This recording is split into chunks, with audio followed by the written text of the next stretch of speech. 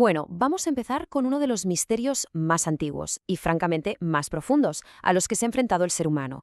Pensemos en ello un segundo. ¿La realidad física que experimentamos todos los días fue creada por una fuente absolutamente perfecta? ¿O por el contrario, es la obra de un constructor lleno de defectos y limitaciones? En definitiva, ¿quién o qué construyó realmente el universo? En este análisis vamos a emprender un viaje fascinante a través de conceptos metafísicos milenarios. La idea es descubrir, paso a paso, cómo entendían la estructura de la realidad las mentes más brillantes del pasado. Exploraremos textos de la antigua Grecia, corrientes como el gnosticismo e incluso daremos un salto hasta el siglo XVIII.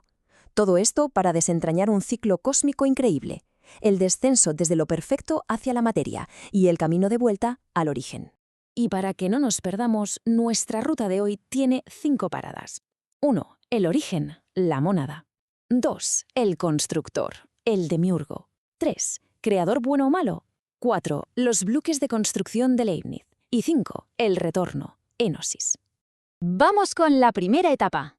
Sección 1. El origen, la mónada. Para sentar las bases, en los sistemas filosóficos neoplatónicos y gnósticos, la entidad original recibe el nombre de mónada. Es un término griego que significa singularidad o unidad.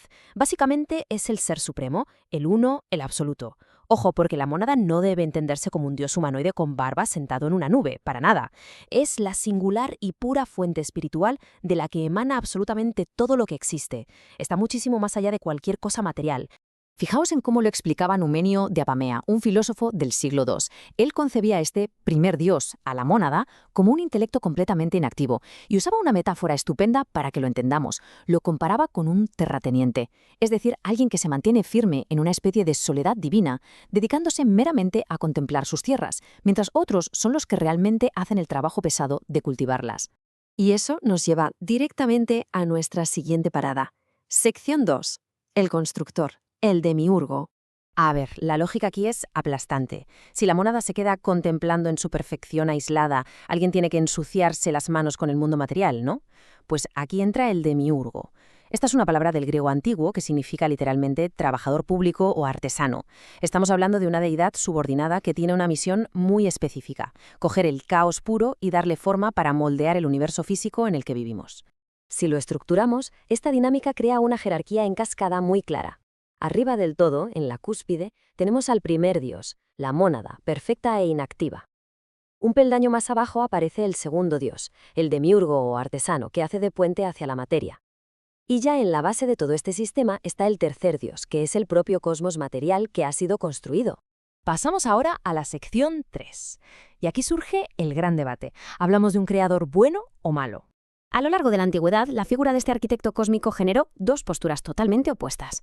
Por un lado, tenemos la visión optimista de Platón, que argumentaba que el demiurgo es un artesano benevolente. Según él, organiza la materia con las mejores intenciones para hacer el universo bello y ordenado. Pero claro, por el otro lado tenemos la visión radicalmente pesimista del gnosticismo. Para ellos, el demiurgo es un necio, un ser arrogante e ignorante que forjó este mundo material como si fuera una trampa. Para entender la perspectiva gnóstica, hay que conocer su narrativa, que es fascinante. Ellos relatan que una emanación divina llamada Sofía, que significa sabiduría, cometió el error de alejarse de la fuente principal. Y fruto de ese desequilibrio nació el demiurgo.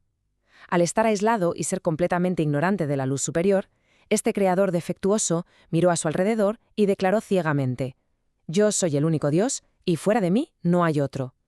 Así que, bajo esta visión, el mundo físico no es más que una jaula material creada por puro accidente. Damos un salto inmenso en el tiempo y pasamos a la sección 4, los bloques de construcción de Leibniz. Nos plantamos en el siglo XVIII con el brillante filósofo y matemático Gottfried Leibniz. Él rescató este antiguo término de mónada, pero le dio un giro espectacular. En su obra La monadología ya no habla de átomos físicos de materia, sino de algo que podríamos llamar átomos ontológicos, la esencia misma de la realidad. Son simples, indivisibles, no tienen forma ni extensión física, y su rasgo más famoso, no tienen ventanas. Es decir, son entidades completamente selladas, nada entra y nada sale de ellas. Claro, aquí surge una paradoja tremenda. Si estas mónadas están aisladas y no interactúan entre sí, ¿cómo es que la realidad funciona y parece conectada? La genialidad de Leibniz para resolver esto fue proponer una armonía preestablecida. Básicamente, argumentó que Dios, desde el origen, sincronizó a la perfección todas estas mónadas independientes. Es como si hubiese programado miles de relojes para que den la hora exacta al unísono, creando la ilusión perfecta de interacción, aunque en realidad cada uno va por su lado. Y finalmente llegamos a la sección 5, el retorno, enosis. Porque claro, una vez que comprendemos cómo hemos descendido hacia la materia, la gran pregunta es, ¿cómo volvemos? Aquí entra el concepto de génosis. Es el término griego clásico para describir esa unidad o unión mística con la realidad fundamental, con la mónada. En la filosofía neoplatónica, esto no es solo una idea bonita para debatir, es la meta suprema del ser humano. El objetivo definitivo es reparar esta división cósmica y volver a fundirnos con nuestro origen absoluto. El cómo lograr esto era, por supuesto, motivo de intenso debate entre los antiguos sabios. Por un lado, el filósofo Plotino apostaba por un proceso mental. Él enseñaba que mediante la meditación profunda debíamos invertir nuestra consciencia hacia adentro para disolvernos en la mónada. Por otro lado, pensadores como Jámblico eran mucho más de pasar a la acción. Optaban por la teurgia, que eran ritos místicos diseñados para imitar las acciones del demiurgo, tratando de alinear el alma con el orden cósmico mediante rituales muy concretos. Si nos centramos en la visión de Plotino, el secreto está en vaciar la mente. Se trata de alcanzar un estado de tabula rasa, una pizarra en blanco completamente libre de las distracciones del mundo físico. Al llegar a ese punto de desconexión total, desaparece la división interior. Nuestra consciencia fragmentada, por así decirlo, se desintegra voluntariamente, permitiendo que seamos absorbidos de nuevo y nos fundamos, en perfecta unidad, con esa luz inabarcable del uno. Lo que me parece absolutamente asombroso de todo esto es que milenios después estas mismas ideas siguen vivas. Si entráis hoy en foros de Internet sobre filosofía o metafísica, os encontraréis debates activos preguntando cosas como ¿es el demiurgo solo una sombra o proyección de la mónada sobre la materia?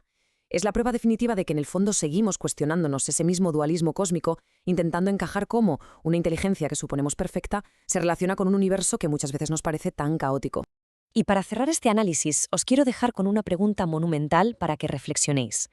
Si es cierto que la conciencia humana alberga en su interior una pequeña chispa divina que proviene directamente de esa mónada perfecta, ¿qué pasará exactamente con ella cuando el universo físico del demiurgo colapse por completo al final de los tiempos? ¿Seremos simplemente reabsorbidos por la unidad perfecta o nos espera un destino todavía más incomprensible?